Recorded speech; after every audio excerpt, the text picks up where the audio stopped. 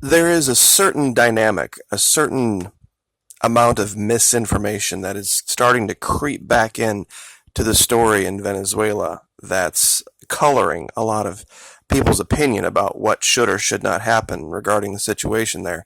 And in today's video, I'm going to once again try to re-educate, that's kind of a bad term, re-inform people of the differences between the left and right in South America and the left and right in North America. Many people think that the left is just the left and the right is just the right. That's not true. The left in South America has a lot more in common with the social right in North America. What do I mean when I say that? The left in South America is very, very Christian, very anti-abortion, very pro-gun, very hands-off government unless government is intervening with big business. They believe in one man, one vote. They believe in a limited role for the church in legal affairs. That's the belief system of the left in South America. Now, the left in North America, clearly anti-gun, very pro-abortion. They have a completely different view. They believe that the federal government should be involved in every little decision of everybody's life so that everybody believes the same thing all the time. They're very against states' rights. The left in South America is very much for states' rights, solving problems for themselves. That's what those colectivos are. Whenever you hear our government talk about these evil, terrible, horrible colectivos, think militia, because it's the exact same thing. It's just a different word. And that's what's happening now.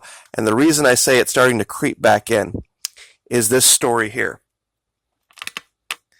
There were these classified documents that just got released that shows the CIA was heavily involved in killing and destroying what they call the Russian menace, the evil leftist influence, communist influence in South America.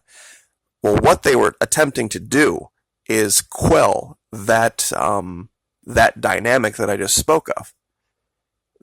People attempting to govern themselves, people attempting to get away from big government telling them every little thing to do all the time.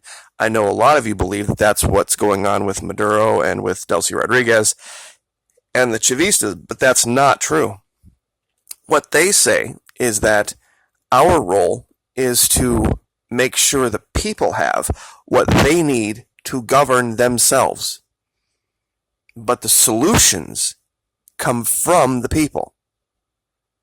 And then we intervene on their behalf if there are any big corporate influences that are attempting to make that a problem.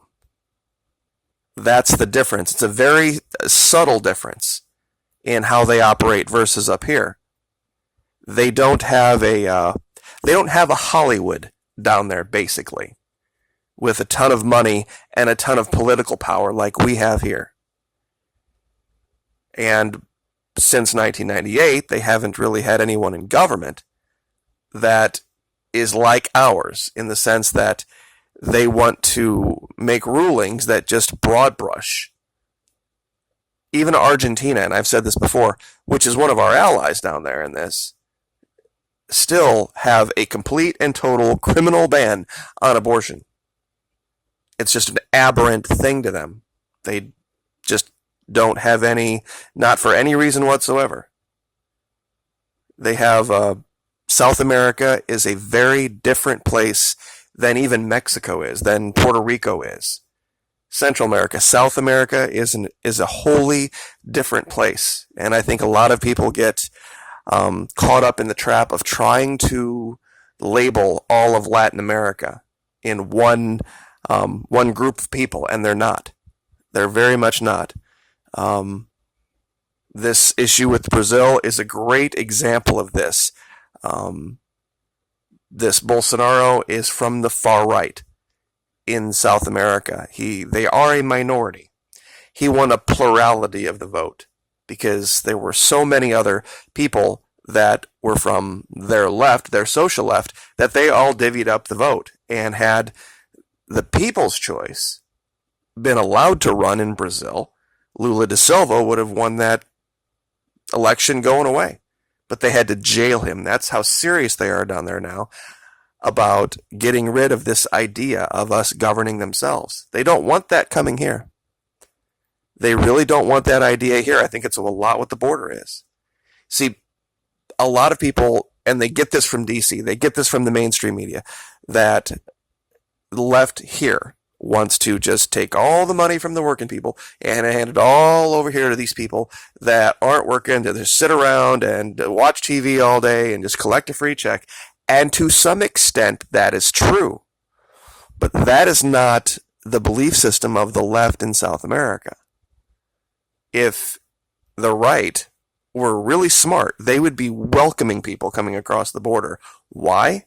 Because they believe in work. They believe in Christian values. They socially are much more aligned with the right in this country. I guarantee in 5 to 10 years, you would see abortion go away.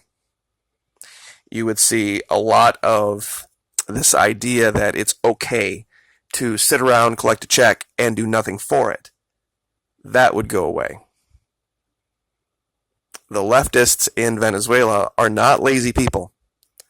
Not in any stretch are they. It's a very hard thing to describe. It's a social dynamic down there that was used to be in this country, the 50s and 60s, where you didn't work because you had to. You worked because it was the right thing to do. They believed the scripture in the Bible that says if a man should not work, he should not eat. That's just how they believe. It's how they think. They work because, and they pay taxes voluntarily because they believe in contributing. There's a sense of honor to it. There's a sense of duty to it. It's a very different place. And here, because of our complete lack of faith in our government, they have to use the IRS to hire tens of thousands of armed thugs to basically point guns at people's heads and say pay taxes or we're going to take everything you have. Down there, totally different. Completely different thing. They don't have a concept of why that would be necessary. But some of them are starting to get it with DC. They're starting to understand why. The right in South America doesn't believe in one man, one vote. They believe that the Catholic Church should be the final arbiter on all things, legal and social. They hate the idea of the populace being armed. In fact, that's one of the things that they tried to sneak in that quote-unquote humanitarian aid event that failed, in that truck that burned, were these long sections of barbed wire, the guarimbas. And what they used those for was to attempt to basically decapitate these colectivos. These guys go and they work all day long at their jobs to earn whatever little they get. And then they go home and have a meal. And then they go out on duty and they patrol for free, not paid, around the palace, around all sorts of different headquarters of Maduro and the Chavistas, just to provide free security. This is why the U.S. has been thwarted at every turn. This is why Maduro had to bring in people from Cuba, from Turkey, from Russia to surround him, because DC has tried to, over and over and over again, infiltrate and to try to drive division in the military using money and all sorts of things, and they failed over and over and over again.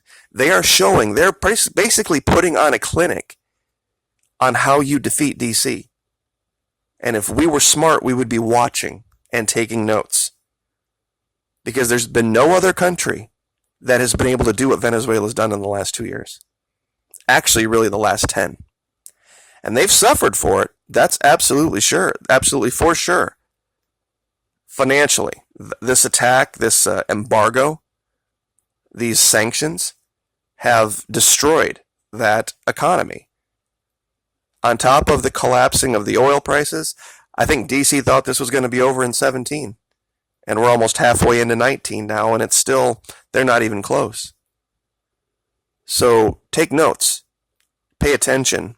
These guys are leading the way, and they're showing it ain't going to be easy. You're going to be demonized. You're going to have to do without. And DC will pull out all the stops. But if you stand strong and you stand on principle, you stay educated, and you make sure everyone around you has an internal reason to be there, not just a financial one, a moral reason to stand with you, you'll win. Because when you shine the light of truth on this, and I know that many have seen it now, that there is absolutely no standing, no leg for DC to stand on for what they are attempting to do in this country at all. And we will leave it there. Everyone have a great weekend. Like, share, subscribe. We'll see you next time.